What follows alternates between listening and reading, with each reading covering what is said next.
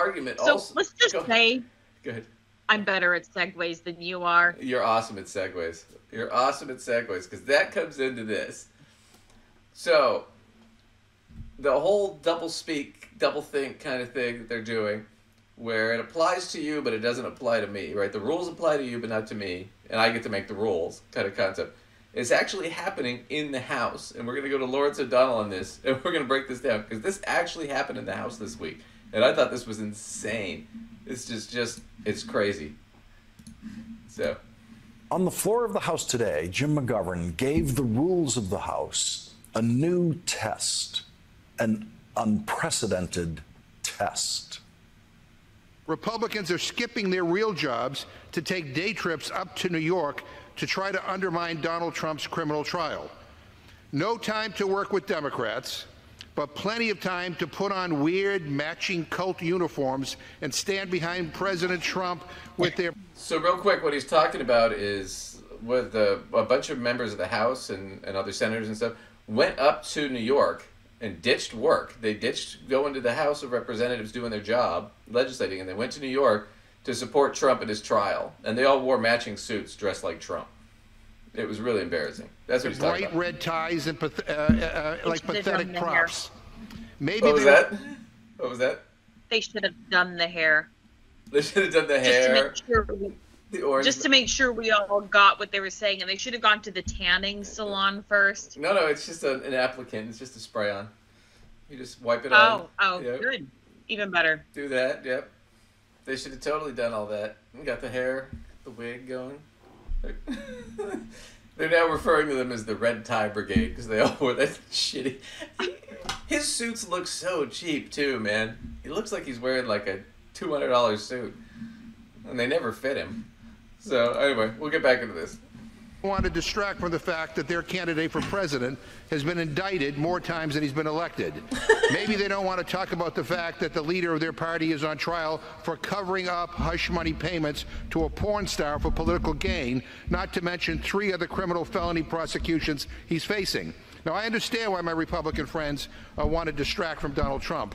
They don't want to talk about how Trump had the worst jobs record since the Great Depression, how he sold out our allies and empowered our adversaries. So they bring silly things like this to the floor to deflect blame and distract from the fact that they have no real vision, just division, and no real plans to make life better for the American people. And with that, I reserve my time. All right, so I wanted to hear that because that's a good speech. He's got a good point. He's pointing out exactly what you were pointing out, Lacey, the hypocrisy of it all. Now, he's pointing out that they're hypocritical. They want to say one thing, do another. And they expect the rest of us to do what they say and not what they do.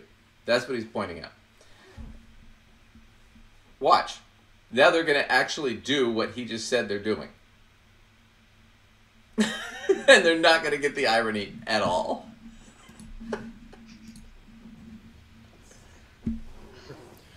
The chair would like to remind members to refrain from engaging in personalities towards presumed nominees for the office of the president.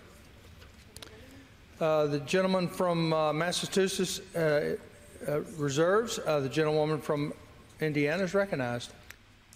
Massachusetts isn't the only word that Jerry Lee Carl Jr. of Mobile, Alabama cannot pronounce.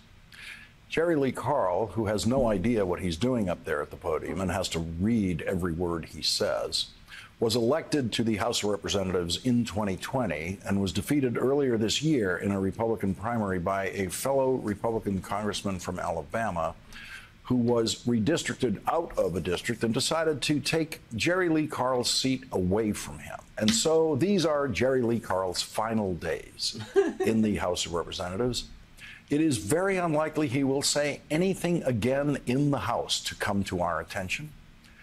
But he had the misfortune yesterday of being the junior member assigned to the thankless task of mechanically presiding over the House when Congressman Jim McGovern presented him with a challenge that Jerry Lee Carl simply could not comprehend.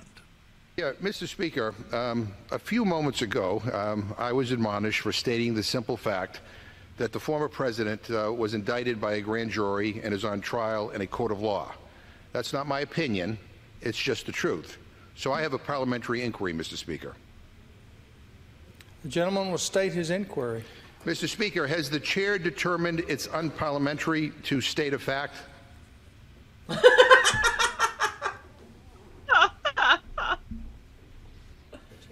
The chair is not in a position to determine the veracity of remarks made on the floor. That members must avoid personalities. Yeah, well, that's unbelievable. Last week during debate, a Republican member of this House said, and I quote, "Watch the former President of the United States being hauled into court day after day with a sham trial," end quote. He wasn't admonished. I just referenced the same trial, and I was. So, Mr. Speaker, I have to ask a further parliamentary inquiry. The gentleman will state his inquiry. Mr. Speaker, is it correct that members of Congress can mention the trial of the presumptive nominee for president, call it a sham, and question the integrity of the judge, but a reference to the mere existence of that same trial without any characterization that's out of order? The chair will not issue an advisory opinion. Well, one last parliamentary inquiry, Mr. Speaker. Is this restriction originally founded, at least in part, on the principle in Jefferson's manual that, quote, in Parliament, to speak irreverently or seditiously against the king is against order, end quote? Is that what this is about? I have Jefferson's manual here. Members must avoid personalities in debates. The chair will direct members to Rule 17 in Section 370 of the House Rules and Manual. Yeah. So it is in fact based on Jefferson's manual. Mr. Speaker. I mean, we can stop there, but he doesn't get it. He honestly doesn't get. I mean, granted, that guy's stupid, and he has to read everything, and he has to go to the assistant to tell him what to say. But he doesn't get it. He doesn't get it. When my side does it, it's fine. When my side can mention the trial and call it a sham, that's fine. When you mention there's a trial, you can't do that. Then what they tried to do is strike his records. They had the clerk go out and try to figure out what to strike from his statement. He made a further statement after that. And so she went back. It took her an hour, and then she came back and goes, "Is this what you want me to strike?" And so she went through it and read it, and it's just him stating the truth. He didn't say anything negative about Trump or his character or anything. He just said the guy's indicted. The guy's an adjudicated rapist. All these things are facts. I mean, you can't say something that's true, you know? I mean, it's just amazing to me. So, yeah, they didn't get it.